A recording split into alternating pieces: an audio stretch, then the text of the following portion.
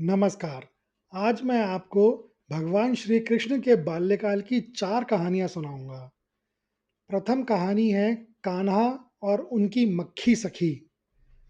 यह कहानी उस समय की है जब कृष्ण अभी बहुत छोटे थे और मुश्किल से पलंग पर हिलना-डुलना सीख रहे थे। एक दिन यशोदा मैया उन्हें पालने में लिटाकर उन्हें आराम से सुलाने के बाद कुछ घर के काम निपटाने चली गईं। कुछ ही देर बाद कृष्ण की नींद खुल गई। वह लेटे-लेटे अपने आसपास देख रहे थे, तभी एक मक्खी आकर उनके माथे पर बैठ गई। कृष्ण ने पहले उसे पकड़ने की कोशिश की, लेकिन उनके हाथ हवा में ही रह गए और मक्खी उड़ गई। मक्खी के उड़ जाने पर कृष्ण थोड़ा मायूस हो गए। मक्खी थोड़ी देर बाद फिर से वापस आई और उनके छोटे-छोटे पैरों पर बैठ गई। कृष्ण को लगा कि यह मक्खी उनके साथ खेल रही है। वह खुशी से हंसने लगे।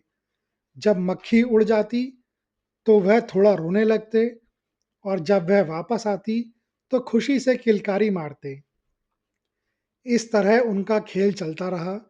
मक्खी कभी उनके गाल पर, कभी नाक पर तो कभी हाथ पर बैठती। कृष्ण को लगा कि यह मक्खी उनकी सखी यानी कि सहेली है। जब यशोदा मैया वापस आईं तो उन्होंने देखा कि कृष्ण बिना किसी के मुस्कुरा रहे हैं, किलकारी मार रहे हैं और हवा में अपने हाथ पैर हिला रहे हैं। यशोदा मैया यह देखकर हैरान थी कि उनका बेटा किसके साथ खेल रहा है।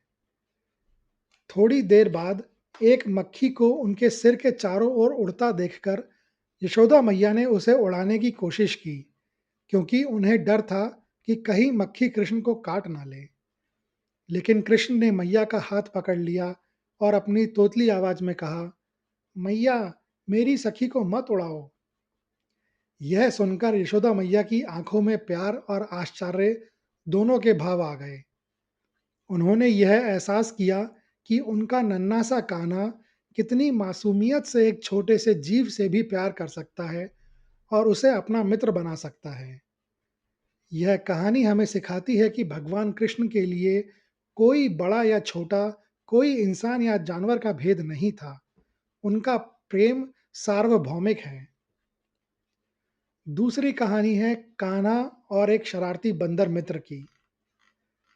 यह कहानी कृष्ण के माखन प्रेम और उनकी दयालुता को दर्शाती है।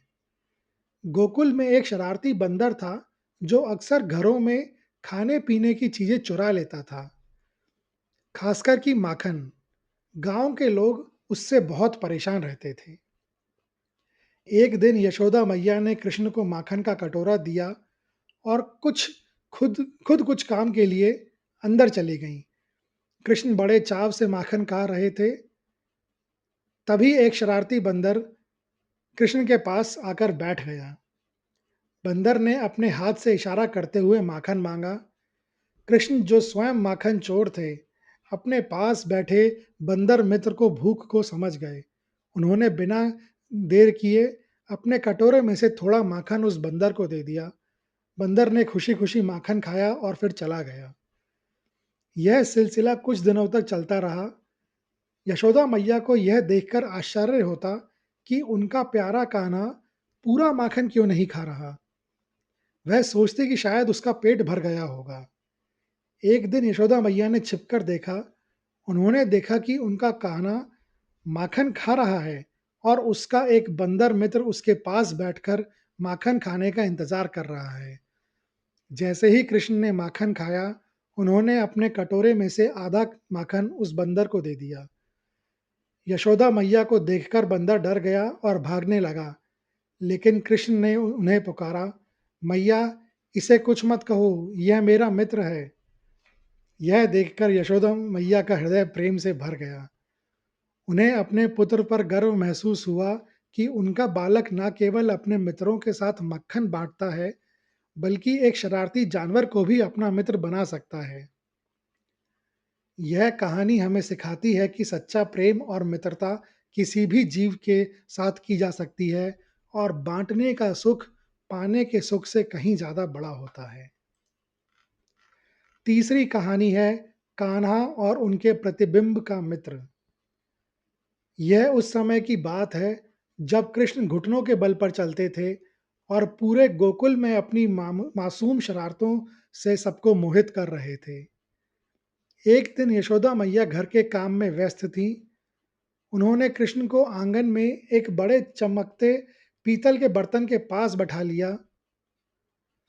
उस बर्तन में पानी भरा हुआ था और उसमें एक दर्पण की तरह कृष्ण का प्रतिबिंब साफ दिख रहा था। कृष्ण ने पहली बार अपना प्रतिबिंब देखा। उन्हें लगा कि बर्तन के अंदर कोई और बच्चा बैठा है जो ठीक उनके जैसा ही दिखता है। जब वह मुस्कुराते तो वह बच्चा भी मुस्कुराता, जब वह अपना सिर हिलाते तो वह बच्चा भी सिर हिलाता। कृष्ण को लगा कि उन्हें एक नया मित्र मिल गया है। कृष्ण बर्तन के पास झुके और प्रतिबिंब से बात करने लगे। अपनी तोतली बोली में कहते, तुम कौन हो? तुम क्या मेरे साथ खेलोगे? तुम इतने शांत क्यों हो?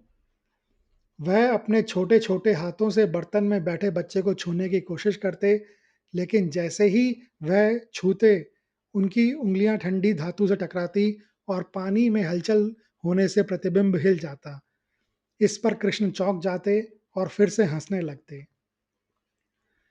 यशोदा मैया जब वापस आईं तो उन्होंने देखा कि कृष्ण बर्तन के पास झुके हुए हैं और किसी से बातें कर रहे हैं। उन्हें लगा कि उनका लला भूखा है, लेकिन जब उन्होंने ध्यान से देखा तो पाया कि कृष्ण बर्तन में अपना चेहरा देखकर खुश हो रहे थे। यशोदा मैया को यह देखकर बहुत प्यार आया। उन्होंने कृष्ण को गोद में उठाया और कहा, अरे मेरे लाल, वह कोई और नहीं तुम ही हो। लेकिन कृष्ण इस बात को मानते नहीं थे। उन्हें यकीन था कि बर्तन में बैठा बच्चा उनका एक नया और शांत मित्र है। यह कहानी कृष्ण के बचपन की मासूमियत को दर्शाती है, जब वे अपनी ही परछाई में एक मित्र को ढूंढ लेते हैं। यह हमें बताती है कि कैसे भगवान ने अपने बचपन में हर चीज को एक नए और अद्भुत नजरिए से देखा। अब मैं आपको चौथी कहानी सुनाता हूँ और यह कहानी है कान्हा और मैया की काली परछाई। गोकुल में एक दोपहर तेज धूप थी। यशोदा मैया को कुछ काम से बाहर जाना था। कृष्ण उनके पीछे पीछे जाने लगे, लेकिन यशोदा मैया उन्हें धूप से बचाने के लिए घर के अंदर ही रहने को कह रही थी। कृष्ण ने जिद पकड़ ली और यशोदा मैया के पीछे ही ठुमकते ठुमकते चलने लगे। चलते चलते कृष्ण ने देखा कि मैया के पैरों के पास एक काली परछाई भी चल रही है। कृष्ण को लगा कि यह परछाई मैया की सहेली है जो हमेशा उनके साथ रहती है। वह मैया के साथ साथ ही चलती है और कभी उनसे दूर नहीं जाती। कृष्ण ने फिर अपनी परछाई को देखा जो यशोदा मैया की परछाई के पीछे चल रही थी। कृष्ण को यह खेल बहुत पसंद आया। वह अपनी परछाई से बात करते, तुम मेरे साथ क्यों चलती हो? क्या तुम भी मेरी सहेली हो? फिर वह दौड़कर यशोदा मैया के पास जाते और अपनी तोतली बोली में पूछते, मैया, यह काली मैया कौन है जो हमेशा आपके साथ रहती है? यशोदा मैया समझ गईं कि कृष्ण परछाई की बात कर रहे हैं। वह हंसने लगी और उन्होंने कृष्ण को गोद में उठा लिया।